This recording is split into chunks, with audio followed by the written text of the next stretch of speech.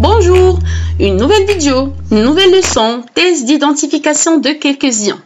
Chers élèves, vous savez que les ions sont de type les ions positifs, cations, et les ions négatifs, anions. Et aujourd'hui, on va étudier comment les identifier, qui s'appelle le test d'identification des ions. Alors, tout d'abord, il faut connaître le principe d'identification des ions. Vous savez tous que chaque solution contient les ions positifs et les ions négatifs. Ça veut dire dans un test d'identification, je peux identifier ou bien détecter les cations ou bien je peux détecter les anions. Alors, on commence par les étapes à suivre lors d'un test d'identification. La première des choses, on doit verser une quantité de la solution qui contient l'ion à tester. Ça veut dire, si je vais chercher ou bien je vais identifier Cl-, je vais utiliser une solution qui contient les ions chlorure Cl-. Si je cherche l'ion métallique de fer, je vais utiliser une solution qui contient l'ion de fer. La deuxième étape, on rajoute à cette solution une autre solution chimique qui s'appelle la solution détectrice. Ça veut dire la solution qui va détecter l'ion recherché ou bien la solution qui va réagir avec l'ion recherché. La troisième chose, on va observer un résultat. Pourquoi? Parce que les deux solutions vont réagir. Ce résultat, c'est sous forme d'un solide ou bien d'un composé solide qui est caractérisé par une couleur. Ce solide s'appelle le précipité. Ça veut dire quoi le précipité? C'est un composé solide qui se dépose au fond du récipient ou bien de tube. Alors, le principe, c'est que la couleur du précipité permet d'identifier l'ion recherché dans la solution. Ça veut dire que la couleur du précipité confirme la présence de l'ion à identifier. Alors, on commence par la première étape, c'est le test d'identification des ions métalliques. On va maintenant identifier les cations ou bien les ions métalliques. Dans cette leçon, les ions à étudier, c'est le fer 2+, fer 3+, Zn2+, Al3+, et le cuivre 2+. Alors, pour détecter ce type d'ion, il faut utiliser une solution détectrice telle que la soude ou bien l'hydroxyde de sodium, qui a cette formule ionique Na++ plus OH-. Ça veut dire maintenant, on va étudier à chaque fois deux solutions. Regardez avec moi. Pour la première ou bien pour le premier tube, on va utiliser une solution qui contient Cu2+, ça veut dire l'ion recherché. Et on rajoute la soude. Alors regardez, quand on a ajouté la soude, on remarque qu'il y a ou bien qu'il y a la formation d'un précipité bleu. Dans ce cas, on a détecté les ions parce que le fait d'avoir un précipité, ça veut dire que les deux solutions ont réagi. Concernant le deuxième tube qui contient le fer métallique Fe2+, après l'ajout de la soude, on remarque aussi un précipité de couleur verte. Concernant la solution qui contient le Fe3+, après l'ajout de la soude, on remarque un précipité de couleur de riz.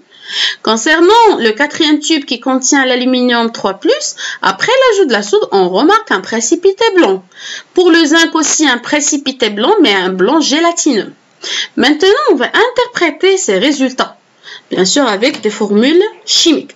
On a dit que chaque précipité a une couleur.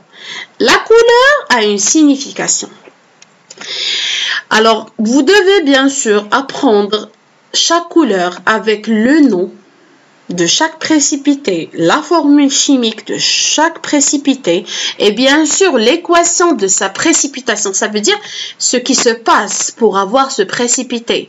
Et chaque précipitation détecte ou bien confirme l'ion détecté ou bien confirme la présence de l'ion recherché.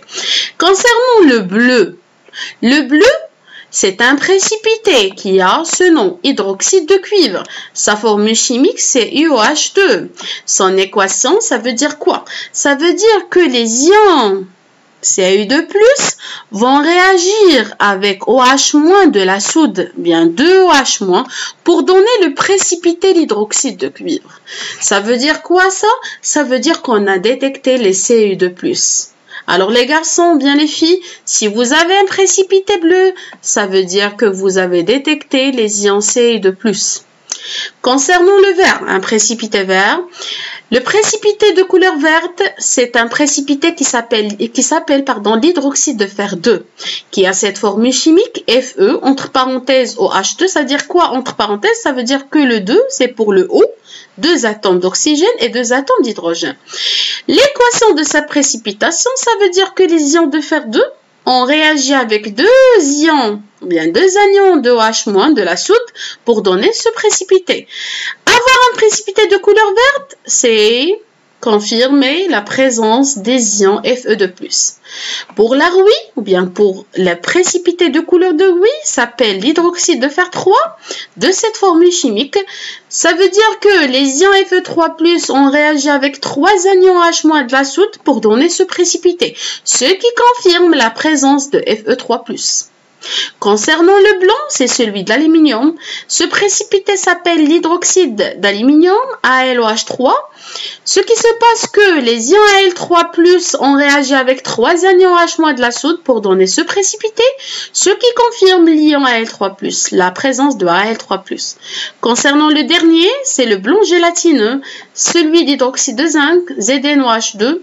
Ce qui se passe que l'ion métallique Zn2+, a réagi avec 2 anions OH- pour donner ce précipité, ce qui confirme la présence des ions Zn2+. Je répète, la couleur confirme la présence de tel ion.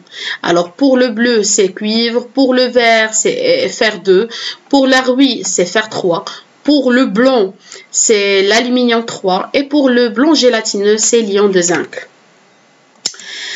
Concernant la deuxième partie, c'est le test d'identification des ions chlorure. Ça veut dire Cl-. Alors, vous savez tous, ou bien vous avez déjà étudié que pour détecter les Cl-, on utilise la solution de nitrate d'argent. Cette solution a cette formule ionique Ag+, plus NO3-. C'est le cation d'argent et l'anion de nitrate. Alors, je répète, cette solution va réagir avec le Cl- pour donner aussi un précipité, ce qui confirme la présence de Cl-. Alors, on va voir ce qui se passe.